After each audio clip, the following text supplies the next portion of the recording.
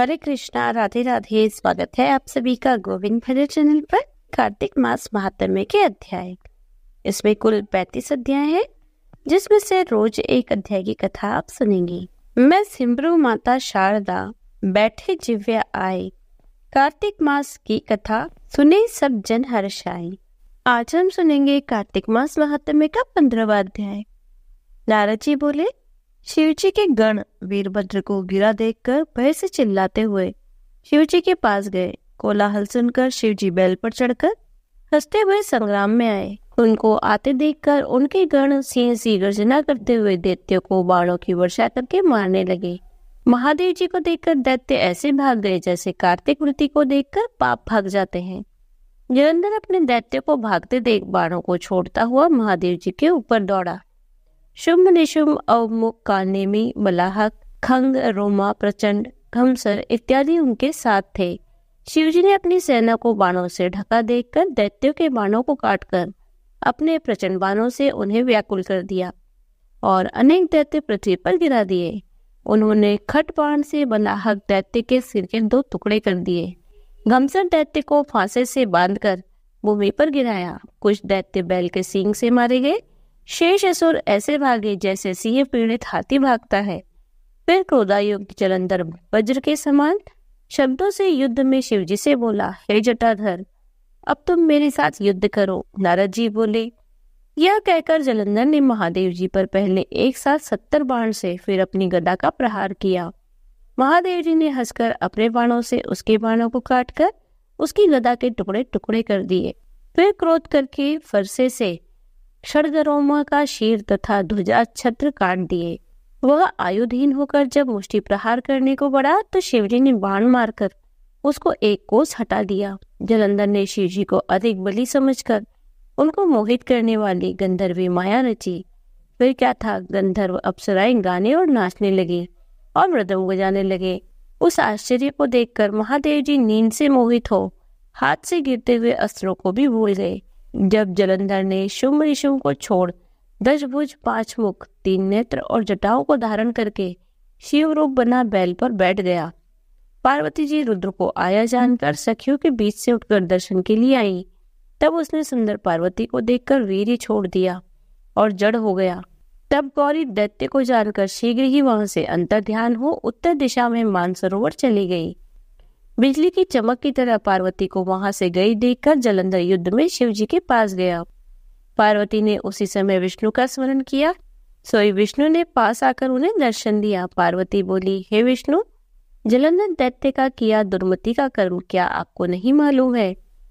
श्री भगवान बोली, जैसे वह तुमको छलने आया है इसी प्रकार हम भी उसकी स्त्री के साथ छल करेंगे, क्योंकि उसकी स्त्री पतिव्रता होने से वह मारा नहीं जा सकता।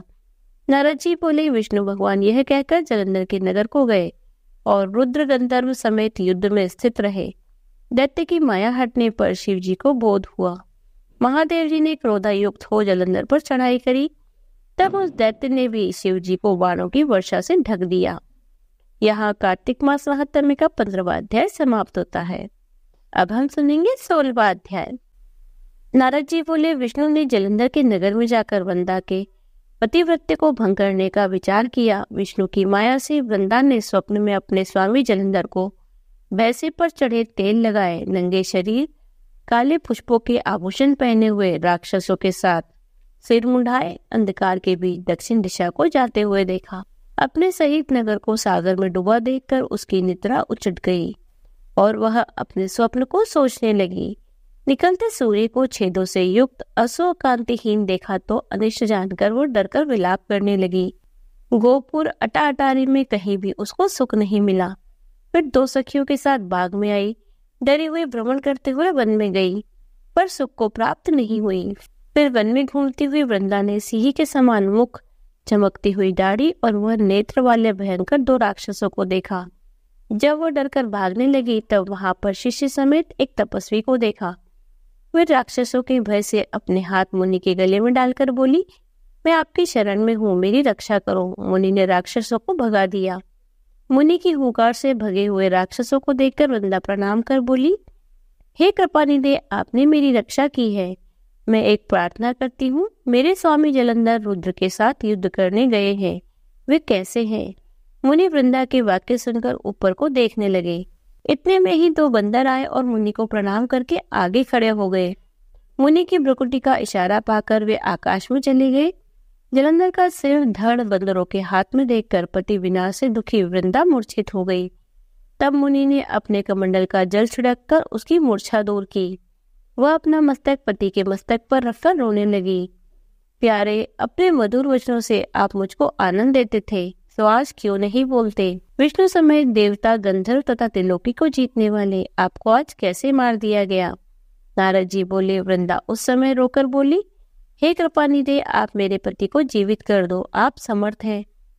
मुनि बोले, इसको शिवजी ने मार दिया है, ये जी नहीं सकता, तो भी तेरे ऊपर कृपा करके इसको जीवित करता हूँ। नारद जी बोले। यह कहकर मुनि अंतर ध्यान हो गए और इतने में ही जलंधर ने आकर वृंदा को आलिंगन करके प्रसन्न हो उसका मुख चूमा।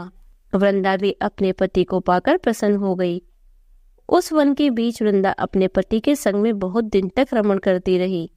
एक दिन रति के अंत में वह विष्णु को पहचान गई। तब वृंदा विष्णु को धमकाकर बोली, दूसरे की स्त्री का संग विषय करने वाले तुम्हें और तुम्हारे शील को धिक्कार है। मैंने तुमको जान लिया, तुम तपस्वी, रूपधारी, मायावी हो। तुमने जो माया रची थी वे तुम्हारे द्वारपाल थे। क्रोध करके वृंदा ने श्राप दिया, वही बंदर राक्षस होकर तुम्हारी स्त्री को हरेंगे। तुम स्त्री के दुख से वन में बंदरों की सहायता लोगे, सबके ईश्वर होने पर भी वन में भटकोगे। यह तुम्हारा शिष्य तुम्हारे साथ धोखा करेगा। यह कहकर वृंदा विष्णु के समझाने पर भी चिता बनाकर अग्नि में प्रविष्ट हो गई। तब वृंदा का तेज पार्वती जी में लय हो गया। विष्णु उस सती वृंदा का स्मरण कर उसकी चिता की रज को लगाते हुए वहीं रहने लगे। मुनियों ने समझाया पर चित्त शांत न हुआ। यहाँ कार्तिक मास महात्म्य का 16वां अध्याय समाप्त होता है। यदि आपको वीडियो अच्छी लगी हो तो वीडियो को लाइक कीजिए, ज्यादा से ज्यादा इसे शेयर कीजिए। यदि आप चैनल पर नए हैं तो चैनल को सब्सक्राइब कर लीजिए, बेल आइकन को प्रेस कर दीजिए, जिससे आने वाले नए वीडियोस की नोटिफिकेशन आपको तुरंत मिल जाए। मिलती हूँ आपसे अगले वीडियो में, तब तक बने रहिए गोविंद भजो चैनल पर। हरे कृष्ण, राधे राधे।